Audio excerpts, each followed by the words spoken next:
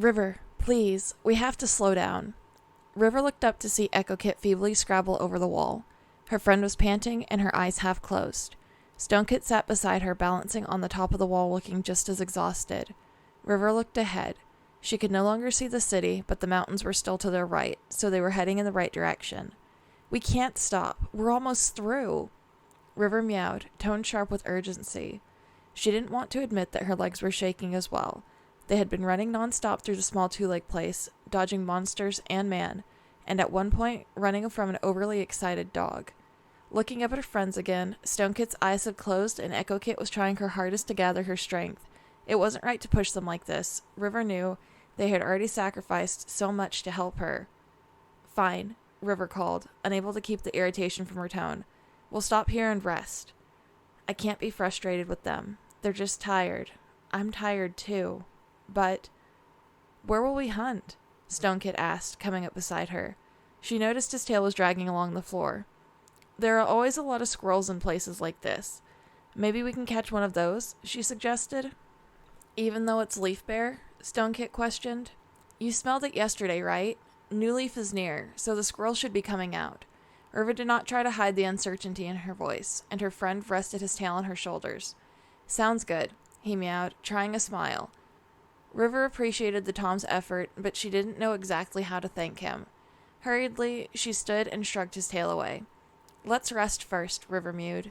If any of them tried to chase a squirrel now, they would probably trip over their own paws.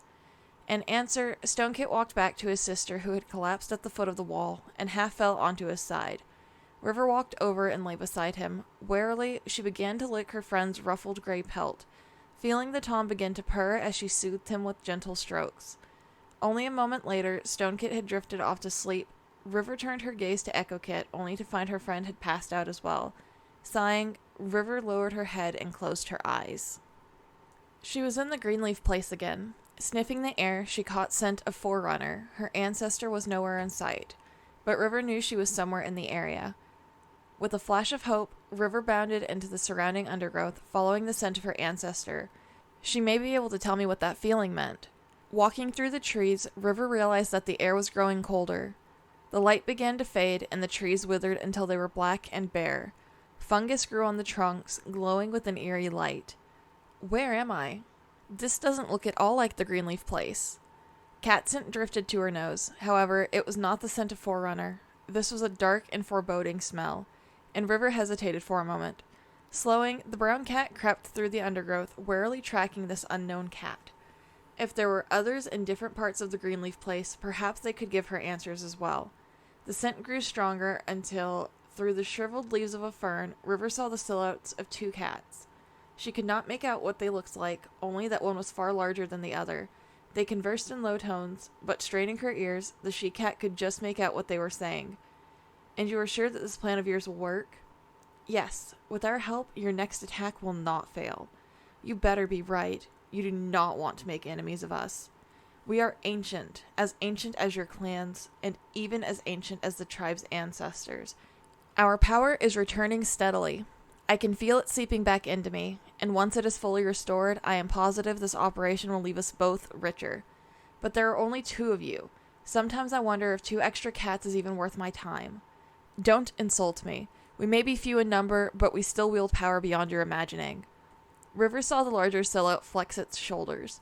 Do not disappoint me. I did not die disgraced to have some cat come and ruin any chance I have at revenge.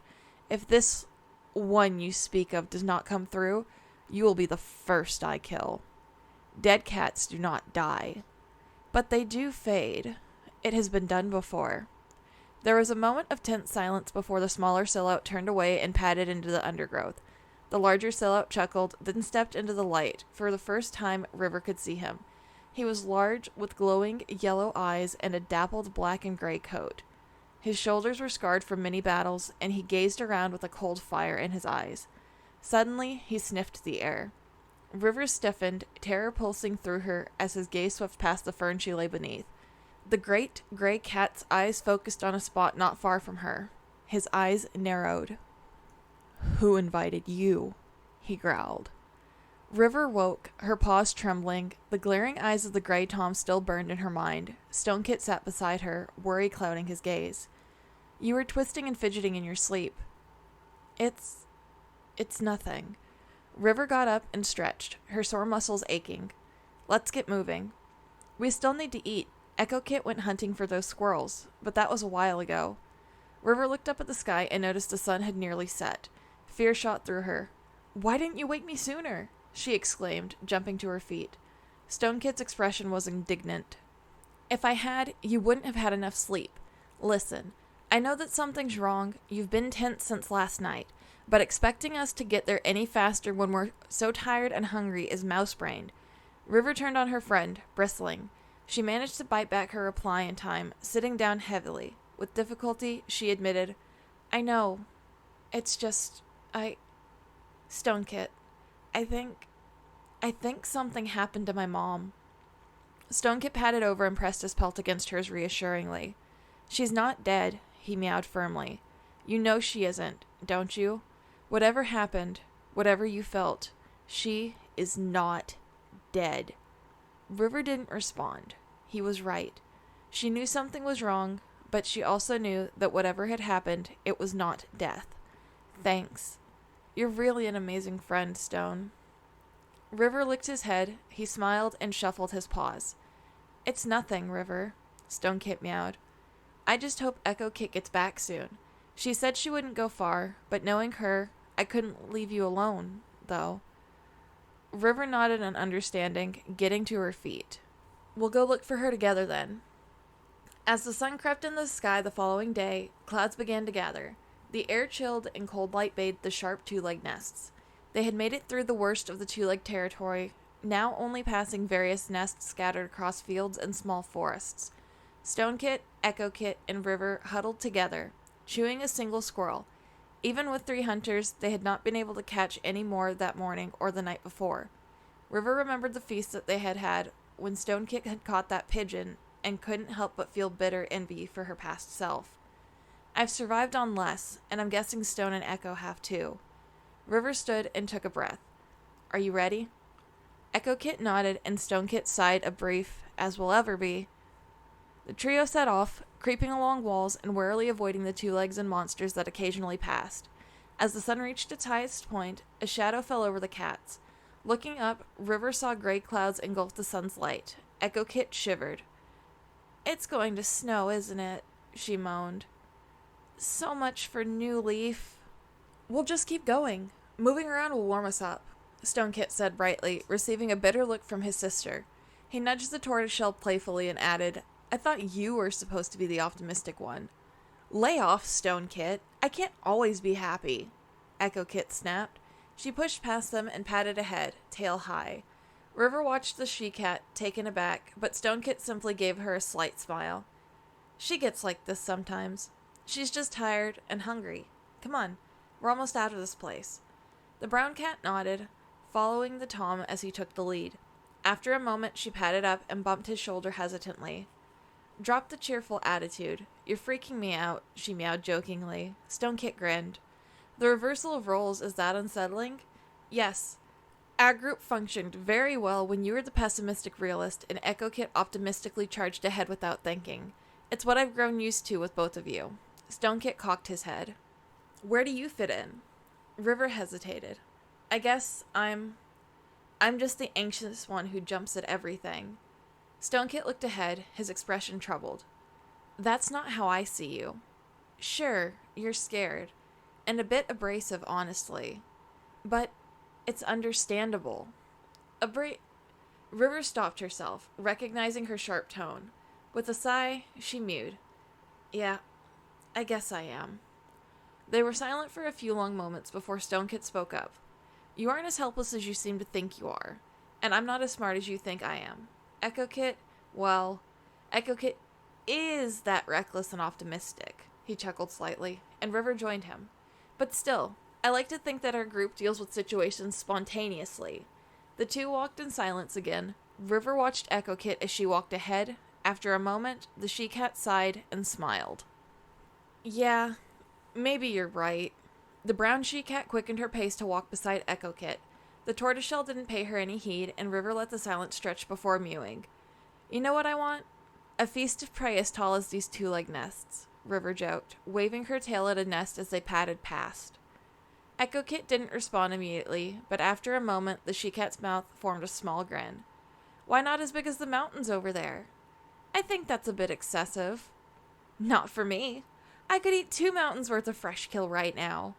River laughed, and Echo Kit joined her. As the two quieted, Echo Kit sighed. Sorry for being a grump. What are you apologizing for? I've been the grump since before we even started this journey. River felt her stomach twist as she murmured, I regret that. No one can always be happy. Echo Kit bumped her friend's shoulder, and the silver-striped she-cat smiled. Except you. You always manage to brighten things. But now this leaves a mark on my record, the she-cat exclaimed. Lowering her voice, she glanced at her brother, still trailing behind.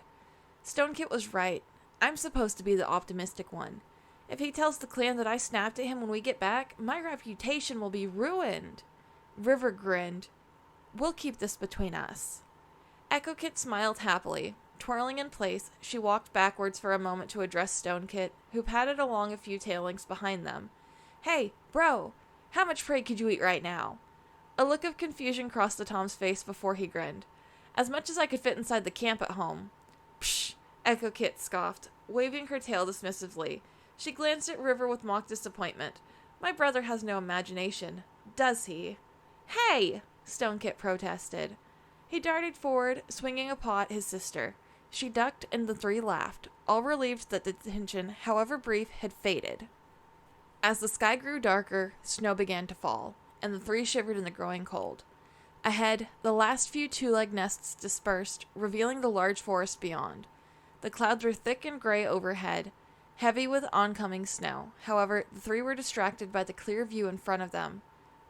That's the city? Echo Kit gasped. River swallowed with difficulty, her fur standing on end. The happiness she had felt moments before dulled in the face of her fear. Yes, she replied numbly. The city loomed above the forest's bare branches, tall, straight buildings piercing the heavy clouds. Noise and putrid two-leg stench seemed to roll over the large forests that surrounded the city, cloaking the three kits. Stonekit coughed. That smell is the city? But it's still so far away. Not really. All we have to do is make it through that forest and the outer two-leg settlements. Then we reach the heart of the Legion territory. When she had still been with the Legion not 2 moons ago, they had controlled the inner city and were just expanding into the outer two-leg settlements. Although Legion cats often ventured into the forests for prey, there were no bases there and no patrols. That could have very well changed. Taking a breath, Stonekit stepped forward. Well, let's at least make it to that forest before the snow starts falling. I'm cold enough as it is, and we'll never make it anywhere if we freeze to death in a snowfall. Echo Kit smiled. Now that's the realist we all love. Stonekit flicked her ears with his tail, but couldn't hide the small smile on his face. River followed her friends toward the trees below, wishing she could take part in their reassuring play. However, her heart only beat faster with apprehension the closer they got to the towering city. Swallowing back her fear, she focused on the urgency she had felt the night before. I'm coming to save you. Mom. Cloud. Please. Hold on. By the time the trio entered the forest, the sky had darkened into night and snow began to fall. Beneath the bare, black branches, the surrounding undergrowth was gloomy and menacing. Every shadow seemed to hold a threat. The leafy floor was wet and cold, with patches of snow dappling the ground. A crack echoed between the tree trunks, and the 3 young cats jumped. River's heart thudded, but she tried to keep herself calm. Her friends were now closer to danger than ever before, and she would not fall apart on them. She would not allow herself to freeze or to hesitate if a threat presented itself. After all, when it came to fighting, she was far more experienced than her friends. Stonekit certainly had physical strength, and Echo Kit was fast and nimble, but both lacked technique. A few times on the journey, they had encountered dogs or hostile kitty pets, and for the most part, they had been able to run, avoiding conflict. But one time, they were forced to confront a particularly territorial kitty pet, lean enough to block their way, and it became clear that Stonekit and Echo Kit, although resourceful, and able to hold their own for a bit by dodging and keeping out of range, could never win a fight with a more experienced cat. River had tried to teach them a few techniques after the encounter, but flashes of the Legion's tactics made it hard to focus. Everything she had learned involved killing or drastically wounding the opponent, and she did not wish to teach that to her friends. In the end, she had tried to adapt the moves to dodging and defense, things her mother had taught her. Still, in a real fight, even she had a small chance of actually winning without resorting to undesirable measures. Now, in the forest so close to the Legion, River almost regretted not teaching her friends the moves. However drastic they were, at least they would give the trio a better chance at survival. The cats here certainly wouldn't hesitate to kill them, so doing the same would simply be necessary. River shook her head. No. Her friends were going to be warriors, and that meant they followed the code. She would not teach them to kill, and she would not kill unless forced to. If they encountered a city cat who attacked, they'd simply have to run, dodge, and defend like they had up until this point. They would stick together, and they would survive. I will not lose anyone else. Stay low, River whispered. She cursed herself for her shaky, squeaking voice and took a deep breath. The three cats crept through the forest as quietly as they could, utilizing every hunting tactic they knew to sneak around undetected. When they had explored a wide area, they decided it would be safe to find a place to rest for the night. As the three searched for a makeshift den, they managed to catch a bit of prey and quell their hunger. Settling down, Stonekit took the first watch, and River and Echo-Kit tried to sleep with little success. The night wore on, and River took Stonekit's place, then Echo-Kit River's. Although all three were on edge, they did eventually manage to relax and get a bit of sleep. Snow fell throughout the night, coating the forest floor in a blanket of white and lighting the shadows. Dawn slowly lit the sky, and the three woke, yawning. They hunted for breakfast before continuing their exploration of the forest. The smell of the outer two-leg settlements reached their noses, and they skirted around the area, looking for any signs of the Legion cats. As the day wore on, they decided to make plans about finally heading into the city. This is it, River meowed, eyes fixed on her friends. The two flicked their ears nervously. In the city, you can expect Legion cats to be around every corner, so stay alert. You must be prepared to run. If we have to hide, we only hide until whoever pursues us is gone. Hiding never works for very long. Our goal is to get in and get out as fast as possible. Where is your mother being held? Stonekit asked. The brown cat flicked her tail. There are 3 prisons. We'll have to check each one of them in order to find her.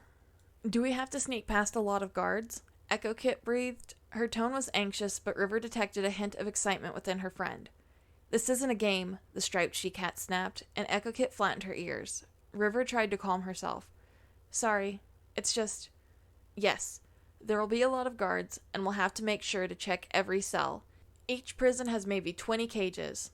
Some are man cages, made out of this shiny mesh, but others are just boxes or dens made of woven wire. Most of the prisoners stay because they know there's no real hope of getting past everyone.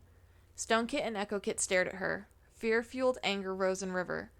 Look, I never said this was going to be easy. It sounds impossible, Stonekit mewed. Well, do you have any bright ideas that may make it more simple? There's no need to snap. I'm just saying. I have an idea, Echo-Kit interrupted. Her happy tone made River feel slightly more at ease. First, do you know anyone who would be willing to give us any hints on where your mother is held? River gave it a bit of thought, then shook her head. No one would be willing to stick their neck out for me. If they were discovered giving information to a deserter, they'd be thrown in prison themselves. All right, then here's what we need to do. Echo-Kit launched into an explanation of her plan, and the others listened, only interrupting to ask questions or clarify.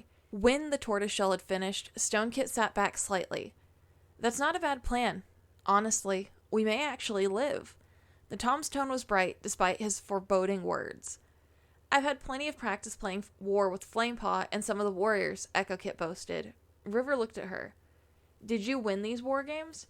Almost everyone. I have a mind for strategy. She shrugged nonchalantly, and Stonekit flicked her ear with his tail. Don't get overly confident.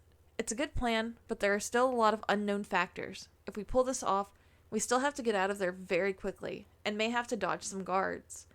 Best they don't discover us at all.